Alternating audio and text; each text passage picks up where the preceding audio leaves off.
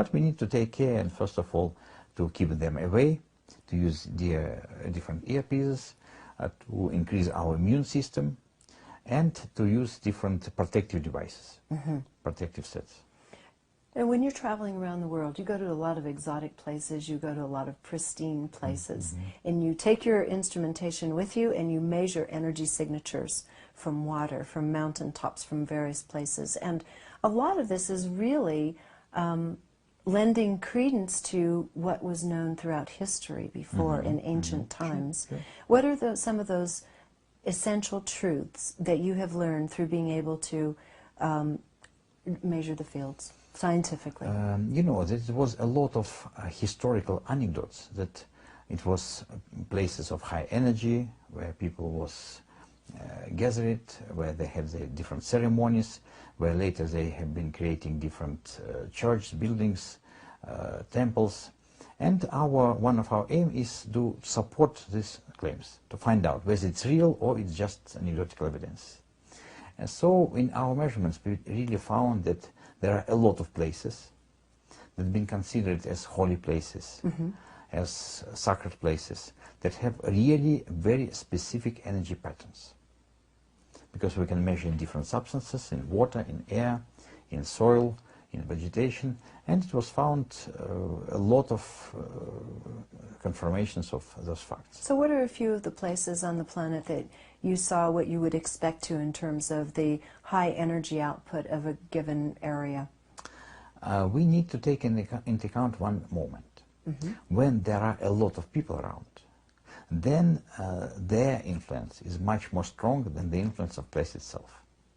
That's why, for example, when I've been to Machu Picchu, we've tried to make measurements, but it was nothing significant, because it was so many tourists around, and human energy, it is very strong. It has strong influence to everything. So we try to measure where we can get access to the places at night, or without people, or at some special stations. And of course our experience is not that big. So we've been measuring and had very high effects in Russian monasteries, in far north of Russia, where it is very remote monasteries in islands, in Solovki Islands. There it was very high energy output. Then it is tiny islands with spirals. Yeah, the labyrinths. Labyrinths, like yes, crop yes, circles. Yes, yes, very yes, powerful, the geometry. Yes, absolutely. It was created in Celtic times by ancient civilizations, and of course, and again, they had very strong energies. Then we've been measuring in natural places, like nearby volcanoes, waterfalls, in different plateaus in mountains, and again, we found very high energy outputs. The final findings was in the crop circles. Yes. And it was only one measurement, but it was very interesting. So we plan to make it again this summer and to see what it is. Well, it's interesting because I have heard of this, other people using magnometers and so forth, simple devices, in that there's all this debate as to what's an authentic crop circle versus a man-made crop circle. But what's interesting is the geometry itself also seems to be producing a signature, an energetic signature. Yeah, absolutely. You're absolutely right. So it is a lot of controversy whether it is authentic, whether it is man-made. Again, we don't know whether it is the influence of place itself that attracted this crop circle, or crop circle that influenced the place. Yes. So at the moment it's just a question. Right. But to answer the question, of course, we need to make different measurements. Right. And as I know, it was interesting data by using magnetometers. And then we have interesting data with our instrument. Simple devices, they practically have no real output. And the all measurement of relativity, as I know, they were not significant. So slow, and as this research is just non-supported by anyone, it is just by enthusiastic people who do this. So of course it comes very slow, because any scientific research needs funding.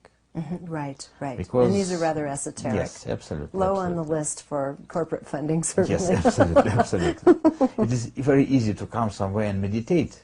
Yes. You need only just little money for travel. Right. But if you need to carry on all your equipment, then it's much more complicated. Absolutely. Yes. Well, let's come full circle back to human beings again and the energy output. And the point you made a little bit ago is important, that human beings possess a great amount of energy and energy influence. And what happens where two or more gather, as they say? You mean... where people come together with intention. Yeah, with our camera, electrophotonic camera, we can measure the influence of people to each other. Because this camera, from one hand, it's very sensitive, from other hand, it's very stable. That's why we can use it in medicine. And when people meet each other with intention, would it be love or hatred, then they really strongly influence each other. And it may be done even without consciousness understanding. You know this notion of gaze from the back. It's very well known, it was studied, it is really exists. And we see this in real experiments. We have a person seated in a comfortable position in a chair, and then other people come from the back. So this person, he doesn't know who is coming and whether they're coming or not. And we really can see a tremendous difference for people who have no connection with this person, and for example for fiancé or love being who comes from the back. So it is clear evidence that we influence each other. We influence each other, so we should have some kind of clear intentionality. We should be somewhat aware and conscious of how we're interfacing with others in the world. Absolutely, absolutely. So we should understand that if we send positive emotions, if we send love to each other, then we increase not only other person's energy field, but our own energy field. Yes, and we're also working through the waters. We're working through the waters of the body. Yes, yes, absolutely, absolutely.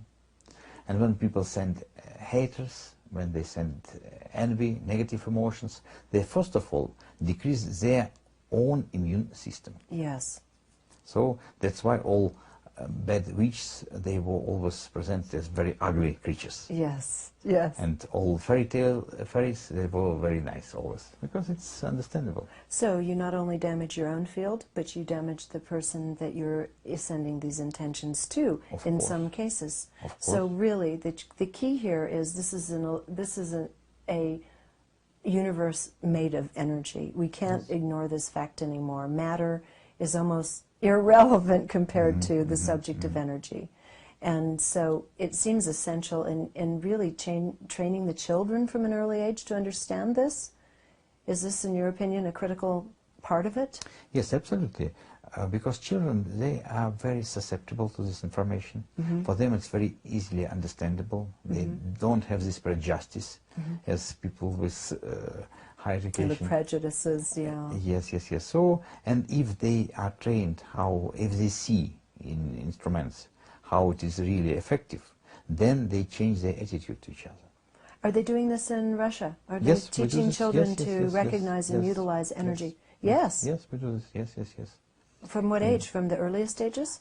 In school. They do it in school, so they demonstrate how it works, and children are very, very interested in this. Yes. And our last conference last year, we had a group of children who done real research on studying the influence of different subjects to energy fields.